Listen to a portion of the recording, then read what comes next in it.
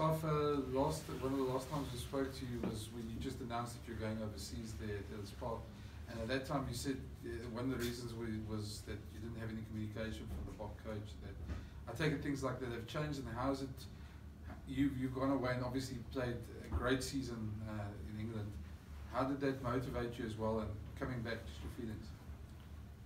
Yeah, things, when we spoke last, that was one of the reasons, not all of it, but I think the move paid off, and I really enjoyed my rugby over there. Obviously, getting there as a new player, I needed to prove that I can play in the Premiership, and I could add value to my team. But yeah, being back, it's great. I think spending time in South Africa, whether you live here or coming to visit, everybody loves it and it's always enjoyable. And to be back involved with the box setup, yeah, going overseas, didn't think it would happen so quick to get back in here, but yeah, just really blessed and privileged to be back, and very excited for what the future holds. Dennis? Dennis? Which areas of your game improved in England?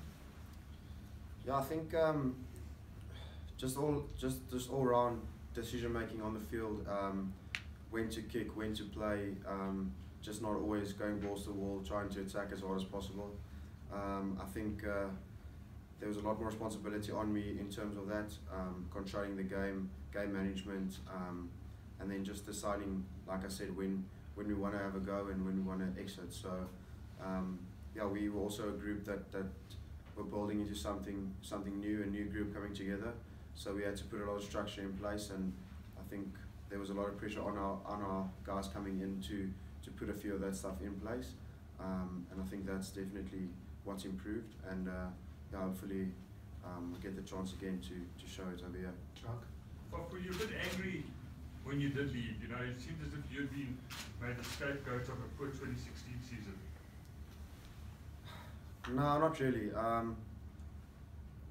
My time at the Lions was great, and at the Springboks was great, irrespective of the losses we had. I think I learned a lot through the losses and through the few wins we got. And I think it's always just important to take the positives out of every situation. And maybe if that didn't happen, I wouldn't have got my chance to go overseas. So yeah, there's always a silver lining, I feel, and I think getting that opportunity and then going over there, it was tough, especially the winter and stuff, and not used to that. But yeah, applying my trade there and learning a few more skills, definitely I grew as a rugby player. So if it wasn't for that, I probably didn't get that opportunity. So yeah, that's never was angry about it. No. Okay. But there's been a lot of talk about Northern Hemisphere teams with their tactical kicking. And before you left, there's a few criticisms of your tactical kicking. Do you feel that going to the Northern Hemisphere improved that aspect of your game? And secondly, coming back to the Springboks, do you feel that you have a point to prove? Gosh, your first question. Yeah, I think there was a lot of criticism about it, but I always felt it was a good kicker of the ball. I think we just never really applied it where we played. So didn't kick a lot at the Lions, and then came into a box setup, then there was a bit more to do as a kicking aspect. So I think if I applied it more at the Lions personally to do that, if it may come, I probably would have been better for it. But going overseas, it's definitely improved a lot. I had most of the kicking on me. All our exits was off 9, so that was good for me and good for my game. And then yeah, I don't think there's pressure on me personally. I just think we just want to turn the Springbok name around and make it the great team that it's always been. So I think there's a lot of excitement in the group. I think everybody's buying into the plan. I'm really excited what the coaches are bringing forward. So if we can all, like you said, the calling systems and stuff like that, if we can get that in place, it's not a lot of change in how we want to play, it's just the calls. So if you can just change your call from your union, then you'll be fine. So I think we just want to, as a team, just do well for the nation and just go out and really enjoy ourselves and prove we can still play an exciting, winning brand of rugby. Okay. Faf, the English media took a lot of pleasure out of this nippy new scrum of actually doing some goal kicking duties for Sale as well. Firstly, is that an aspect that you've worked on? And if you were in a pressure cooker situation like at Newlands and there's no other kicker, would you stick your hand up for match-winning 35-meter penalty goal? Yeah, definitely. No. Luckily I've been in a few pressure games this year where I had to kick for a win. So, yeah, being through that, obviously it's a lot more pressure playing internationally. But yeah, I'll always put my hand up for if the team needs it, I'll definitely do it. No problem. Ken? Faf, you mentioned proving you can play in the Premiership and that, and the sort of emphasis on kicking in that. Just similar to what I asked Dwayne, do you feel that it's been an advantage for you guys playing over there? Do you think the rugby there prepares you better for Test rugby than maybe some? Yeah, I think I and Willie had a chat after we played them over there in Manchester. We had a chat about it, and it felt much more similar for me to Test rugby than Super Rugby did. I know people say Super Rugby is really fast, and if you don't play Super Rugby, you can't play international rugby. But there's a lot more emphasis on getting out of your half in certain weather conditions. You don't want to play in your half in certain weather conditions, but there's just a lot more structure to that. But I think it prepares you a bit better in terms of playing Northern Hemisphere sides. Maybe if you play All Blacks or Argentina, you might be more prepared for Super Rugby because it's a bit more of a running game. But yeah, I think luckily I've had now experience in both leagues, and I think it prepares you all over. So you're used to the running game aspect of it, and then also when you're under pressure to get out of your half. Jacques? Faf, some of the English guys yesterday in Durban spoke quite highly of you and your game and what you can bring to the Springbok setup, and they've actually said they're obviously going to target you. Are you expecting that from them? And you know, what can you share with the Springbok setup about the guys you're going to be coming up against? Yeah, I think that they'll definitely.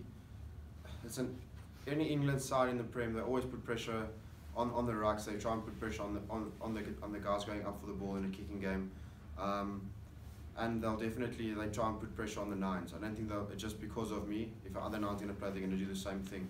Because if you can stop the ball there, create slow ball, or create the nine with a bad pass, their line speed is going to kill you off that. So I think we're going to need to get our rucking structures in place, make sure we're strong there.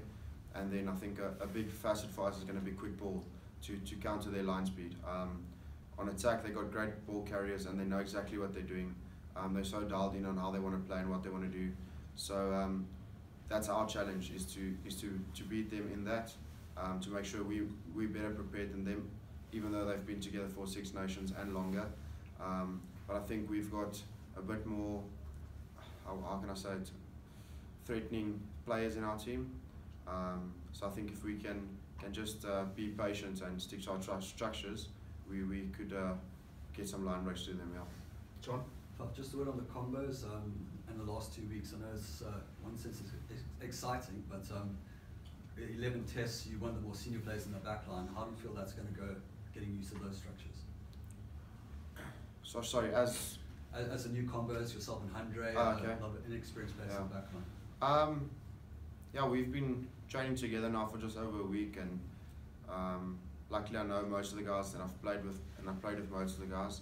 And then coming into the squad and seeing the exciting plays that we have, I think our wings are Nkosi and Ampiwe, and the guys that play in Wales, they can score a try from anywhere, and they're so quick. So I think, yeah, I don't think we senior players at all. I think if Papier comes up and he trains better than me in the week, and he has a good game on the weekend, he's going to start ahead of me. And I think that's the culture we're trying to get here. There's no seniority, but in that you need to earn your right to earn that jersey and to play for that. You need to perform on the weekend, and that's probably the biggest thing. So yeah, combos, if we ever play with, or if I get the chance to play with somebody, I think we're all well prepared, and we still got this week to iron out all the seams. So I think by the weekend we'll probably be ready. Afrikaans? Dennis? Faf, jy was deel van Alistair se eerste reeks in 2016 nou ook van Rassie, deel van Rassie se eerste reeks nou van jaar. Wat is die groot verskille? Ja, toe ek begin het toe ons begin het by Ierland, was ook weer groot excitement en manier hoe ons wil speel. Ek dink die groot verskil is net, ek dink die ouens weet, so ons het daar uit die era uitgekom waar ons in wêreldkampioene almal weet wat die Springbokke is en nou is ons al 'n nuwe groep wat dinge moet oorvat en daar was baie inexperience en nie almal het geweet wat hulle moet verwag nie. Toe het ons 'n goeie 3 games in Ierland gehad. Maar ek dink nou die groot ding is die ouens weet waar ons staan en hoe ons dit kan verbeter.